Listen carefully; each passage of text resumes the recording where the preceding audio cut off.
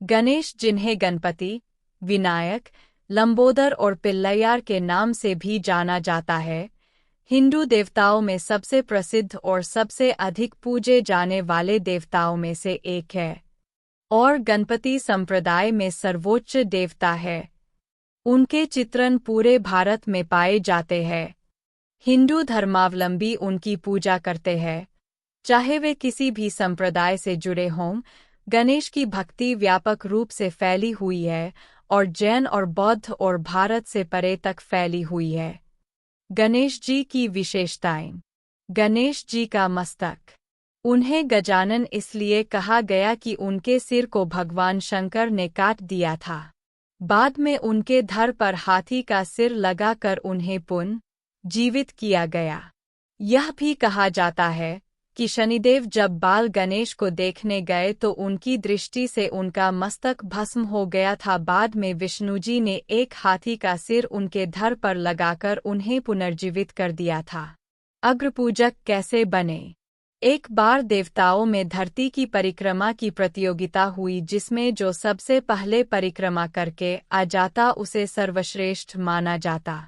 प्रतियोगिता प्रारंभ हुई परंतु गणेश जी का वाहन तो मूषक था। तब उन्होंने अपनी बुद्धि का प्रयोग किया और उन्होंने अपने माता पिता शिव एवं पार्वती की ही परिक्रमा कर ली। ऐसा करके उन्होंने संपूर्ण ब्रह्मांड की ही परिक्रमा कर ली। तब सभी देवों की सर्वसम्मति और ब्रह्माजी की अनुशंसा से उन्हें अग्रपूजक माना गया। इसके पीछे और भी कथाएं हैं। पंचदेवोपासना में भगवान गणपति मुख्य है। गणेश जी की पसंद। उनका प्रिय भोग मोदक लड्डू, प्रिय पुष्प लाल रंग के फूल, प्रिय वस्तु दुर्वा, दूब, प्रिय वृक्ष शमीपत्र, केल, केला आदि है। केसरिया चंदन, अक्षत, दूर्वा अर्पित कर कपूर जलाकर उनकी पूजा और आरती की जाती है। उनको मोदक का लड्डू अर्पित किया जाता है। उन्हें रक्तवर्ण के पुष्प विशेष प्रिय है। गणेश जी का स्वरूप।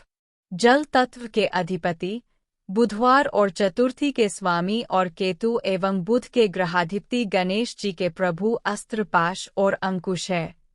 वे मूषक वाहन पर सवार रहते हैं। वे एक दंत और चतुर्बाहु है। अपने चारों हाथों में वे क्रमश पाश, अंकुश, मोदक पात्र तथा वरमुद्रा धारण करते हैं। वे रक्तवर्ण, लंबोदर, शूर्पकर्ण तथा पीतवस्त्रधारी है। वे रक्त चंदन धारण करते हैं। भगवान गणेश जी का सतयुग में वाहन सिंह है और उनकी भुजाएं 10 है तथा नाम विनायक। श्री गणेश जी का त्रेतायुग में वाहन मयूर है, इसीलिए उनको मयूरेश्वर कहा गया है। उनकी भुजाएं 6 है और रंग श्वेत। द्वापरयुग में उनका वाहन मूषक है और उनकी भुजाएं 4 है। इस युग में वे गजानन नाम से प्रसिद्ध है और उनका वर्ण लाल है। कलयुग में उनका वाहन घोड़ा है और वर्ण धूम्रवर्ण है। इनकी 2 भुजाएं हैं और इस युग में उनका नाम धूम्रकेतु है। गणेश जी के जीवन से जुड़े महत्वपूर्ण प्रसंग। मस्तक प्रसंग, पृथ्वी प्रदक्षिणा प्रसंग, मूषक, गजमुख, वाहन प्राप्ति प्रसंग, गणेश विवार प्रसंग, संतोषी माता उत्पत्ति प्रसंग, विष्णु विवार में उन्हें नहीं बुलाने का प्रसंग, असुर, देवतांतक, सिंधु दैत्य, सिंदूरासुर, मत्सरासुर, मदासुर, मोहासुर, कामासुर, लोभासुर, क्रोधासुर, ममासुर, अहंतासुर, वध प्रसंग, महाभारत लेखन प्रसंग आदि। उन्होंने अपने भाई कार्तिकेय के साथ कई युद्धों में लड़ाई की थी। गणेश ग्रंथ। गणेश का गाणपत्य संप्रदाय है। उनके ग्रंथों में गणेश पुराण, गणेश चालीसा, गणेश स्तुति, श्री गणेश सहस्रनामावली, गणेश जी की आरती, संकटनाशन गणेश स्तोत्र, गणपति अथर्वशीर्ष, गणेश कवच, संतान गणपति स्तोत्र, ऋणहर्ता गणपति स्तोत्र, मयूरेश स्तोत्र आदि। शारीरिक संरचना। गणपति आदिदेव है जिन्होंने हर युग में अलग अवतार लिया। उनकी शारीरिक संरचना में भी विशिष्ट व गहरा अर्थ निहित है। शिवमानस पूजा में श्री गणेश को प्रणव कहा गया है। इस एकाक्षर ब्रह्मा में ऊपर वाला भाग गणेश का मस्तक, नीचे का भाग उदर, चंद्रबिंदु लड्डू और मात्रा सूंड है। चारों दिशाओं में सर्वव्यापकता की प्रतीक उनकी 4 भुजाएं हैं। वे लंबोदर है क्योंकि समस्त चराचर सृष्टि उनके उदर में विचरती है। बड़े कान अधिक ग्राह्य शक्ति व छोटी पैनी आँखें सूक्ष्म तीक्ष्ण दृष्टि की सूचक है। उनकी लंबी नाक, सूंड, महाबुद्धित्व का प्रतीक है। गणेश जी के प्रतीक और उनका महत्व। गणेश जी का बड़ा पेट उदारता और संपूर्ण स्वीकार को दर्शाता है।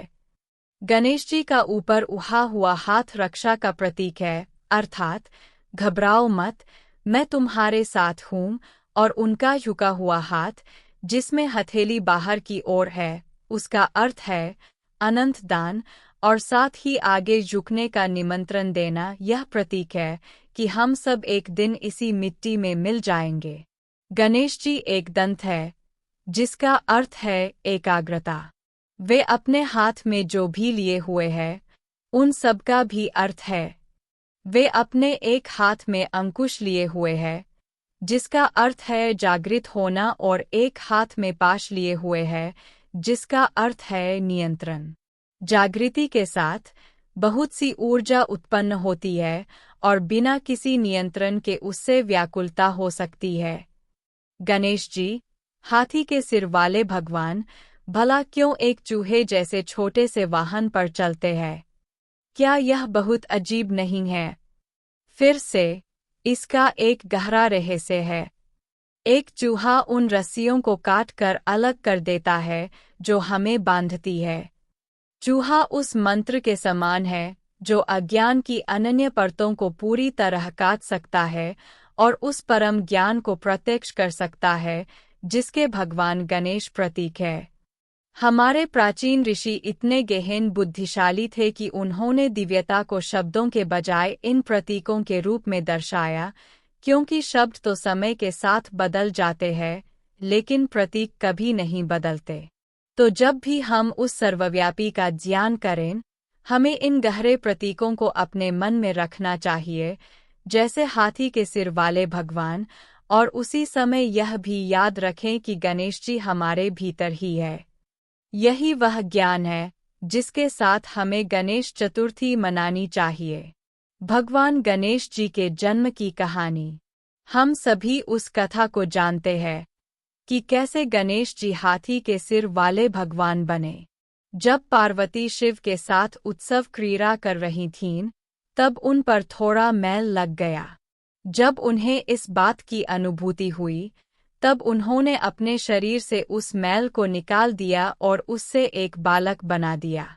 फिर उन्होंने उस बालक को कहा कि जब तक वे स्नान कर रही हैं, वह वही पहरा दे। जब शिवजी वापस लौटे, तो उस बालक ने उन्हें पहचाना नहीं और उनका रास्ता रोका। तब भगवान शिव ने उस बालक का सिर धड़ से अलग कर दिया और अंदर चले गए। यह देखकर पार्वती बहुत हैरान रह गईं। उन्होंने शिवजी को समझाया कि वह बालक तो उनका पुत्र था, और उन्होंने भगवान शिव से विनती करी कि वे किसी भी कीमत पर उसके प्राण बचाएं। तब भगवान शिव ने अपने सहायकों को आज्ञा दी कि वे जाएं और कहीं से भी कोई ऐसा मस्तक लेकर आए जो उत्तर दिशा की ओर मुहर करके सो रहा हो। तब शिवजी के सहायक एक हाथी का सिर लेकर आए, जिसे शिवजी ने उस बालक के धड़ से जोड़ दिया, और इस तरह भगवान गणेश का जन्म हुआ। गणेश जी की कहानी में विचार के तथ्य। पार्वती जी के शरीर पर मैल क्यों था? पार्वती प्रसन्न ऊर्जा का प्रतीक है।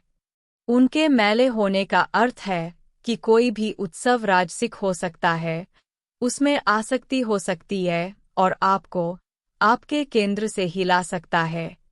मैल अज्ञान का प्रतीक है और भगवान शिव सर्वोच्च सरलता, शांति और ज्ञान के प्रतीक है।